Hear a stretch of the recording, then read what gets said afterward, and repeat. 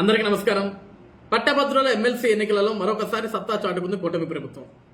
ఏదైతే కూటమి ప్రభుత్వం బలపరిచిన అభ్యర్థులు ఉన్నారో ఇద్దరు కూడా ఉమ్మడి కృష్ణా గుంటూరు జిల్లాలకు సంబంధించిన అభ్యర్థి శ్రీ ఆలపాటి రాజేంద్ర ప్రసాద్ గారు, అదేవిధంగా ఉభయ గోదావరి జిల్లాలకు సంబంధించిన అభ్యర్థి పేరాబత్తుల రాజశేఖర్ గారు ఇద్దరు కూడా ప్రజల ఆశీస్సులతోటి పట్టభద్రుల ఆశీస్సులతోటి చాలా అద్భుతమైన మెజారిటీతో గెలవడం జరిగింది. ఈరోజు ఈ రెండు పట్టభద్రులు గెలిచిన తర్వాత ఈ రెండు గ్రాడ్యుయేట్ ఎన్నికలలో కూడా కూటమి ప్రభుత్వం వాళ్ళు బలపరిచిన అభ్యర్థులు చాలా బలమైన మెజారిటీతో గెలిచేసరికి కనీసం పోటీ కూడా చెయ్యని, కనీసం పోటీకి రావడానికి కూడా భయపడి ముందడుగు వెయ్యని, కనీసం ప్రత్యర్థి నిలబెట్టేదానికి కూడా దమ్ము ధైర్యం లేని 11 స్థానాలతోటి ఆంధ్రప్రదేశ్ రాష్ట్రంలో ప్రతిపక్ష హోదా కోసం అడుక్కుంటున్న వైఎస్ఆర్సీపీ పార్టీ నాయకులందరూ కూడా రాత్రి నుంచి కోడిగుడ్డు మీద ఉన్న ఈకలు పీకుతూ ఉన్నారు. కూటమి ప్రభుత్వానికి ఘోర పరాజయం. 9 నెలల్లోనే ఓటమి మూట కట్టుకుంది. 9 నెలల్లోనే ప్రజలు వ్యతిరేకం చూపించారు. 9 నెలల్లోనే టీచర్లందరూ వ్యతిరేకమైన ఓటు వేశారు. కూటమి ప్రభుత్వం పని అయిపోయింది అని చెప్పి రాత్రి నుంచి పాపం ఏదో సునకానందం పొందుతున్నారు. వాస్తవం ఏంటంటే ఈరోజు ఆంధ్రప్రదేశ్ రాష్ట్రంలో మాకు ప్రతిపక్ష స్థానం ఇవ్వండి, మా నాయకుడికి ప్రతిపక్ష హోదా ఇవ్వండి, మా నాయకుడికి ప్రతిపక్ష హోదా ఇస్తేనే మా నాయకుడు ప్రశ్నిస్తాడు, లేకుంటే తాడేపల్లి ఇంట్లో ఎగ్ పఫ్ తిని పడుకుంటాడని మాట్లాడే వీళ్ళు ఈరోజు ఒక అభ్యర్థిని నిలబెట్టేదానికి భయపడ్డారండి.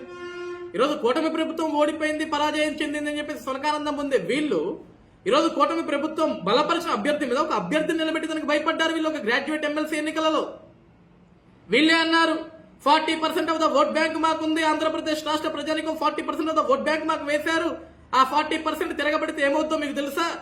కూటమి పెద్దలు ఆలోచించాలా? ఈరోజు 40% ప్రజలు మా వెనుకున్నారు. జగన్మోహన్ రెడ్డి గారు రోడ్డు మీదకి వస్తే తండోపతండాలుగా జనం జగన్మోహన్ రెడ్డి గారి కోసం ఎదురు చూస్తున్నారు. జగన్మోహన్ రెడ్డి గారు జైలుకు వచ్చినా, జగన్మోహన్ రెడ్డి గారు పులివెందులు వెళ్ళినా, జగన్మోహన్ రెడ్డి గారు పెళ్లికి వెళ్ళినా, జగన్మోహన్ రెడ్డి గారు చౌకు వెళ్ళినా, జగన్మోహన్ రెడ్డి గారు చివరికి వచ్చబోసుకోవడానికి పోయినా సరే ప్రజలు తండోపతండాలుగా వచ్చేస్తున్నారని చెప్పేసి ఓపదంపుడు ఉపన్యాసాలు ఇచ్చే వైఎస్ఆర్సీపీ పార్టీ నాయకులు కానీ, సాక్షి మీడియా గొట్టాలు కానీ, యూట్యూబ్ మీడియా గొట్టాలు కానీ ఎవరైనా కానివ్వచ్చు. ఈరోజు పట్టభద్రుల ఎమ్మెల్సీలు అభ్యర్థిని నిల్చోబెట్టుకునేదానికి భయపడిపోయారు, వెనకడుగు వేశారు. ఒక్కడుగు ముందు వేయడానికి కూడా ధైర్యం సరిపోలేదు వీళ్ళకి. కానీ ఈరోజు మళ్ళీ మీడియాల ముందుకు వచ్చి మాట్లాడతారు. అధికారంలో ఉన్నప్పుడేమో విపరీతంగా అధికార దుర్వినియోగం చేసి ఓటర్లను భయపెట్టి అధికారాన్ని గుప్పెట్లో పెట్టుకొని ఎన్నికలను సజావుగా జరగనివ్వకుండా ఒక రాక్షస క్రీడ ఆ రోజు వాళ్ళు ఆడారు. కానీ ఈ రోజు ఆంధ్రప్రదేశ్ రాష్ట్రంలో కూటమి ప్రభుత్వం ఏర్పడిన తర్వాత ఈ 9 నెలల్లో ఈ రోజు జరిగిన పట్టభద్రుల ఎన్నికలలో ఎక్కడా కూడా రాక్షస క్రీడ లేదు, ఎక్కడా కూడా అభ్యర్థులు బెదిరించింది లేదు, లేకుంటే బీఫాములు లాక్కుంది లేదు, అభ్యర్థులను కిడ్నాప్ చేసింది లేదు, ఎక్కడ అధికారులు భయపెట్టింది లేదు, ఓటర్లను ప్రలోభ పెట్టింది లేదు, ఓటర్లకి చివరికి డబ్బులు ఇచ్చింది కూడా లేదు. ఈరోజు బాగా గుర్తు చేసుకోవాల్సింది ఏంటంటే చివరికి గ్రాడ్యుయేట్ ఎమ్మెల్సీ ఎన్నికల్లో మన ఓటర్లకి డబ్బులు కూడా ఇవ్వలేదండి. స్వచ్ఛందంగా వచ్చేసిన ఓట్లు ఇవన్నీ గ్రాడ్యుయేట్స్ అందరూ కూడా స్వచ్ఛందంగా. ఎందుకంటే ఏ గ్రాడ్యుయేట్లు అయితే ఆ రోజు వైఎస్ జగన్మోహన్ రెడ్డి మాకు వద్దు, ఇతని వల్ల గ్రాడ్యుయేట్ల జీవితం నాశనం అయిపోతుంది, ఆంధ్రప్రదేశ్ రాష్ట్ర భవిష్యత్తు నాశనం అయిపోతుంది, కాబట్టి జగన్ అనే ఒక సైకో ఆంధ్రప్రదేశ్ రాష్ట్రంలో ఉండకూడదని ఒక ఆలోచనతో ఆ రోజు ఇతర దేశాల్లో, ఇతర రాష్ట్రాల్లో, ఇతర ప్రాంతాల్లో బ్రతుకుతున్న ప్రతి ఒక్క గ్రాడ్యుయేట్ కూడా నడుం బిగించి ఆంధ్రప్రదేశ్ రాష్ట్రంలోకి వచ్చి వాళ్ళ ఇంట్లో 4 ఓట్లతోటే కాకుండా వాళ్ళ చుట్టుపక్కల వాళ్ళందరినీ కూడా వాళ్ళతో నిజాలు చెప్పి ఆంధ్రప్రదేశ్ రాష్ట్ర భవిష్యత్తు గురించి మాట్లాడి ప్రస్తుతం జరుగుతున్న జగన్మోహన్ రెడ్డి అరాచకాలన్నింటినీ కూడా వివరించి కూటమి ప్రభుత్వానికి భారీ విజయాన్ని అందించారు ఆ రోజు గ్రాడ్యుయేట్స్. ఈరోజు మళ్ళీ అదే పరిస్థితి రిపీట్ అయింది. ఈరోజు ఉమ్మడి కృష్ణా గుంటూరు జిల్లాలు కావచ్చు, ఉభయ గోదావరి జిల్లాలు కావచ్చు, ఈరోజు పట్టభద్రులందరూ నడుం బిగించారు, ముందుకు వచ్చారు. ఎవరు ఒక రూపాయి ఆశించలేదు. కూటమి ప్రభుత్వం మీద ఉన్న నమ్మకం ఈరోజు గ్రాడ్యుయేట్లకు కానీ, రాష్ట్రానికి కానీ, యువతకు కానీ, విద్యార్థులకు కానీ, మహిళలకు కానీ, రైతాంగానికి కానీ ఎవరికైనా సరే న్యాయం చేసే ఏకైక ప్రభుత్వం కూటమి ప్రభుత్వం ఒక నమ్మకంతో ఈరోజు ఇంత బలమైన మెజారిటీ, ఇంత భారీ మెజారిటీ ఇవ్వడం కూడా జరిగింది. కానీ ఇంకా సిగ్గు లేకుండా వైఎస్ఆర్సీపీ పార్టీ నాయకులు ఆరోపణలు చేసుకుంటూ వస్తారు. ఈరోజు ఉత్తరాంధ్ర ఉపాధ్యాయ ఎమ్మెల్సీలో కూటమి ప్రభుత్వం ఓడిపోయింది, తెలుగుదేశం పార్టీ ఓడిపోయింది, కూటమి బలపరిచిన అభ్యర్థులు ఓడిపోయారని చెప్పేసి సగం నాలెడ్జ్ ఉన్న వాళ్ళందరూ మాట్లాడుతున్నారు. యాక్చువల్ గా ఉత్తరాంధ్ర టీచర్స్ ఎమ్మెల్సీలో ఏం జరిగిందంటే నిన్న గెలిచిన గాది శ్రీనివాసులు గారు కావచ్చు, అదేవిధంగా పోటీ చేసిన వాళ్ళు ఇద్దరిని కూడా కూటమి ప్రభుత్వం బలపరిచిన అభ్యర్థులే. ఇద్దరికి కూడా కూటమి ప్రభుత్వం వాళ్ళ మద్దతు తెలిపింది. వాళ్ళిద్దరిలో ఎవరు గెలిచినా సరే అది కూటమి ప్రభుత్వం గెలిపే కదా. ఈరోజు సరే వైసీపీ వాళ్ళు అనుకున్నట్లే ఉత్తరాంధ్రలో కూటమి ప్రభుత్వం ఓడిపోయింది. 9 నెలల్లోనే టీచర్లందరూ కూడా కూటమి ప్రభుత్వం వ్యతిరేకత చూపించారు అనుకున్నాం. ఈరోజు వైఎస్ఆర్సీపీ పార్టీ వాళ్ళు మాట్లాడే స్టాండ్లోనే మనం కూడా వెళ్దాం. ఈరోజు ఉత్తరాంధ్ర టీచర్స్ ఎమ్మెల్సీలో కూటమి ప్రభుత్వం ఘోర పరాజయం. ఘోర ఓటమి, ఘోర అవమానం, ప్రజలు వ్యతిరేకించారు, టీచర్లు వ్యతిరేకించారని నిన్న రాత్రి నుంచి సాక్షి ఛానల్లో గొంతులు వాగి వాగి వాగి వాగి వాగి వాళ్ళ సునకానందం పొందుతున్నారు. ఈరోజు వైఎస్ఆర్సీపీ పార్టీ శ్రేణుల్ని ఆ దిక్కుమాల మీడియా ఛానల్, కొంత సాక్షి మీడియాలు కానీ కొన్ని యూట్యూబ్ ఛానల్ కానీ నేనేం అడుగుతున్నానంటే, ఈరోజు నిజంగా కూటమి ప్రభుత్వం మీద టీచర్లకు కానీ గ్రాడ్యుయేట్లకు కానీ ప్రజలకు కానీ వ్యతిరేకత వస్తే, మీరంటున్నట్లు ఉత్తరాంధ్రలో టీచర్స్ ఎమ్మెల్సీ ఓడిపోతే అక్కడ టీచర్స్ ఎమ్మెల్సీ ఎంత ఓడిపోయారని మీరు అన్నట్లు ఓడిపోయారు అనుకుందాం. ఎంతతో ఓడిపోయారు? కేవలం ఒకటే ఓటు పడిందా? 100 ఓట్లే పడ్డాయా? కాదు కదా, ఇద్దరు ఈక్వలెంట్ గా వచ్చారు కదా. చివరికి ఏ ఉత్తరాంధ్రలో అయితే మీరు ఏ అభ్యర్థికి మీరు మద్దతు తెలిపారో, వైఎస్ఆర్సీపీ పార్టీ ఎవరైతే మీరు ఒక మద్దతు తెలిపారో అతని పరిస్థితి ఎక్కడ ఉందండి? 3వ స్థానానికి వెళ్ళిపోయింది కదా.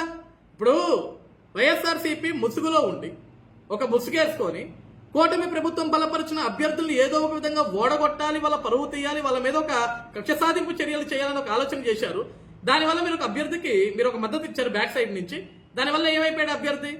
ఈరోజు జగన్ అనేటి వాడు ఇతనికి అభ్యర్థికి సపోర్ట్ చేస్తున్నాడు కాబట్టి ఇతన్ని నమ్ముకుంటే జగన్ కాళ్ళ దగ్గర కూర్చుంటాడు, ఇతని వల్ల మనకి ఎటువంటి ఉపయోగం ఉండదని చెప్పి అతను ఓడగొట్టారు కదా. ఇక అంతకంటే ఘన విజయం ఏం కావాలా?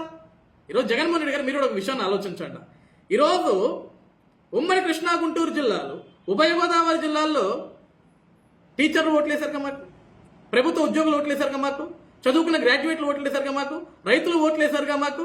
ఈరోజు చదువుకున్న పట్టాభద్రుడున్న ప్రతి ఒక్కడు కూడా మాకు ఓటు వేసి మమ్మల్ని గెలిపించి అఖండమైన మెజారిటీ మాకు ఇచ్చారు కదా. ఉత్తరాంధ్రలో వచ్చిన నెగిటివిటీ ఉమ్మడి కృష్ణా గుంటూరులో ఎందుకు రాలేదు? ఉభయ గోదావరి జిల్లాలో ఎందుకు రాలేదు? మీరు అది ఆలోచన చేయాలి కదా. ఇప్పుడు ఒకసారి వ్యతిరేకత వస్తే, ఒక దగ్గర వ్యతిరేకత వస్తే, టీచర్లు రాష్ట్ర వ్యాప్తంగా ఉన్నారు, అందరి దగ్గర వ్యతిరేకత రావాలా? గ్రాడ్యుయేట్లు రాష్ట్ర వ్యాప్తంగా ఉన్నారు, అందరి దగ్గర వ్యతిరేకత రావాలి కదా. కేవలం ఉత్తరాంధ్రలో మాత్రం ఎందుకు వచ్చింది? ఉమ్మడి కృష్ణా గుంటూరు జిల్లాలు ఎందుకు గెలుస్తాం? ఉమ్మడి ఉభయ గోదావరి జిల్లాలు ఎందుకు గెలుస్తాం జగన్మోహన్ రెడ్డి గారు? అప్పుడప్పుడు కొంచెం బుర్రబెట్టి ఆలోచించండి సార్. ఇప్పుడు గుడ్డకాల్చి మొక్క మీద వేయకూడదు సార్.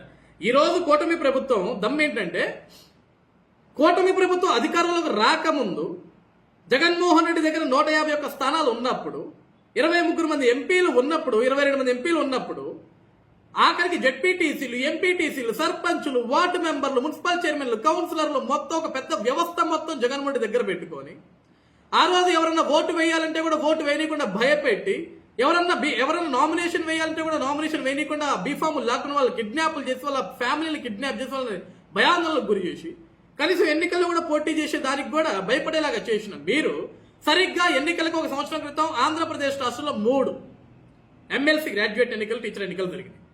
ఆ 3 ఎన్నికల్లో కూడా మీరన్నారు చూసారా, తెలుగుదేశం పార్టీకి 23 స్థానాలే ఉన్నాయి, ఈసారి 23 కూడా రాదు, ఈసారి వైనాట్ 175, చివరికి కుప్పం మాదే, మంగళగిరి మాదే, పిఠాపురం మాదే అని వాగిన మీరందరూ కూడా ఆ రోజు ఏదైతే 3 ఎమ్మెల్సీలు మేము ఏదైతే పోటీ చేశామో 3 మేము గెలిచాం కదండి. వేపాడ చిరంజీవి గారు, కంచల శ్రీకాంత్ గారు, రాంభూపాల్ రెడ్డి గారు, ముగ్గురు కూడా ఎంత పెద్ద గాలిలో అండి. 151 స్థానాలు జగన్ దగ్గర ఉన్నాయి, 22 మంది ఎంపీలు జగన్ దగ్గర ఉన్నారు. ఎమ్మెల్యేలు, ఎమ్మెల్సీలు, జెడ్పీటీసీలు, సర్పంచులు, వార్డు మెంబర్లు, కౌన్సిలర్లు, మున్సిపల్ చైర్మన్లు, అధికారులు, అధికార బలం, రౌడీ మూకలు ఎంతమంది ఉన్నా సరే మీ అంత గాలిలో కూడా మీ 151 మందిని ఢీ కొట్టి, మీ అధికార బలాన్ని ఢీ కొట్టి ఆ రోజు 3 ఎమ్మెల్సీలు చాలా అద్భుతంగా నిలబడ్డారు. ఆ రోజు కూడా వాళ్ళందరినీ నిలబెట్టింది, వాళ్ళందరినీ గెలిపించింది ఇదే గ్రాడ్యుయేట్స్, ఇదే టీచర్స్, ఇదే ప్రభుత్వ ఉద్యోగులు, ఇదే ప్రజలు. ఆ రోజు భయపడలేదు కూటమి ప్రభుత్వం, ఆ రోజు వెనకడుగు వేయలేదే. ఈ రోజు 11 స్థానాలు వచ్చిన మీరు వెనకడుగు వేశారు. ఈ రోజు మళ్ళీ ఒక అభ్యర్థిని తీసుకొచ్చి నిలబెడితే, ఒక అభ్యర్థిని బలపరిస్తే, ఆ అభ్యర్థికి కనీసం డిపాజిట్లు కూడా రాకపోతే, ఆంధ్రప్రదేశ్ రాష్ట్రంలో కనీసం మా జెండా మోసేదానికి కార్యకర్త కూడా దొరకడం ఒక భయంతో కనీసం మీరు ఒక అభ్యర్థిని కూడా పెట్టుకోవడం చేతగాక ఇక సిగ్గులేని మాటలు మీరు మాట్లాడుతున్నారు జగన్మోహన్ రెడ్డి గారు. సిగ్గులేని మాటలు మీరు మాట్లాడిపిస్తున్నారు జగన్మోహన్ రెడ్డి గారు. చెప్పండి, ఈరోజు మీరు ఎన్ని కుట్రలు పడినా జగన్మోహన్ రెడ్డి గారు, ఎన్ని తిక్కల రాజకీయాలు చేయాలని చూసినా సరే ప్రజలు మిమ్మల్ని నమ్మే పరిస్థితి లేదు సార్. ఇప్పుడే కాదు, అసలు ఆంధ్రప్రదేశ్ రాష్ట్రంలో వైఎస్ఆర్సీపీ పార్టీ జెండా ఎగరదు. ఆ జెండా మోసేదానికి భవిష్యత్తులో కార్యకర్త అనేవాడు ఉండడు. ఈ రోజు కొంతమంది నాయకులైతే మీడియాల ముందుకు వచ్చి ఊకదంపుడు ఉపన్యాసాలు వేసి కొన్ని దిక్కుమాల మాటలు మాట్లాడుతున్నారు. ఇంకో 2-3 నెలలు పోతే ఆ నాయకులు కూడా పార్టీలో ఉండరు. వైఎస్ఆర్సీపీ పార్టీలో వాళ్ళు రాజకీయ సన్యాసం తీసుకుంటారు, లేకుంటే వాళ్ళు చేసిన అవినీతులకి, వాళ్ళు చేసిన తప్పులకి, వాళ్ళు చేసిన అక్రమాలకి, వాళ్ళు చేసిన దాష్టకాలకి చట్టపరంగా జైలుకు పోతారు, శిక్ష అనుభవిస్తారు. ఇది వైఎస్ఆర్సీపీ పార్టీ బ్రతుకు రానున్న రోజుల్లో ఆంధ్రప్రదేశ్ రాష్ట్రంలో. కాబట్టి ఈ రోజు ప్రజలు ఎక్కడా కూడా కూటమి ప్రభుత్వం మీద వ్యతిరేకంగా లేరు. ప్రభుత్వం చేస్తున్న ప్రతి మంచిని ప్రజలు చూస్తున్నారు. ప్రభుత్వం అందిస్తున్న ప్రతి ఒక్క సంక్షేమ పథకం ప్రజల దగ్గరికి వెళ్తుంది. రానున్న రోజుల్లో ప్రభుత్వం ఏదైతే సూపర్ 6 హామీలు ఇచ్చిందో ఆ సూపర్ 6 హామీలు ప్రతిదీ కూడా అమలు చేసి ప్రజల్లో ఒక అద్భుతమైన స్థానాన్ని సంపాదించుకుంటారు. ప్రజల దగ్గర నుంచి మంచిగా గుర్తింపు పొందుతారు, గౌరవించబడతారు. అంతే తప్ప మీలాగా గాలిలో వచ్చిన పార్టీ, గాలికి పడిపోయే పార్టీ, గాలి మాటలు చెప్పే పార్టీ అయితే ఈ కూటమి ప్రభుత్వం కాదు జగన్మోహన్ రెడ్డి గారు. కాబట్టి మీకు పోటీ చేసే దమ్ము లేదు, ప్రత్యర్థి నిలబెట్టే దమ్ము లేదు, ఎన్నికలకు వచ్చే దమ్ము లేదు.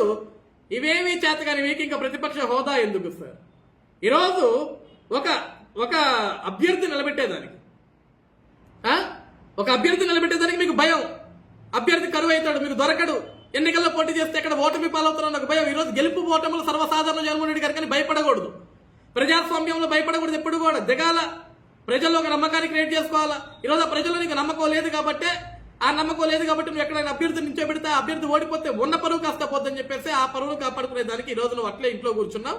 నువ్వు జీవితకాలం తాడేపల్లి ఇంట్లో కూర్చోవాలి తప్ప నువ్వు పీకేది కూడా ఏమీ లేదు. కాబట్టి జగన్మోహన్ రెడ్డి గారు మీ నాయకులతో తప్పుడు ప్రచారాలు చేయడం మానేపించి ఇప్పటికైనా సరే సిగ్గు తెచ్చుకొని నువ్వు చేసిన తప్పులకి చేతనైతే నువ్వే చట్టం ముందుకు వచ్చి నేను తప్పు చేశాను, రాష్ట్రాన్ని సర్వనాశనం చేశాను, ప్రజల్ని సర్వం ముంచేశాను, అవినీతి అప్పుల గొప్పగా మార్చాను ఆంధ్రప్రదేశ్ రాష్ట్రాన్ని, నన్ను క్షమించండి అని చెప్పేసి ఉన్నత న్యాయస్థానాల ముందుకు వచ్చి నువ్వే లొంగిపోయి నీ తప్పుల్ని నువ్వు ఒప్పుకుంటే నీకు ఉన్నత న్యాయస్థానం సరే శిక్షిస్తుంది, నిన్ను క్షమిస్తుంది.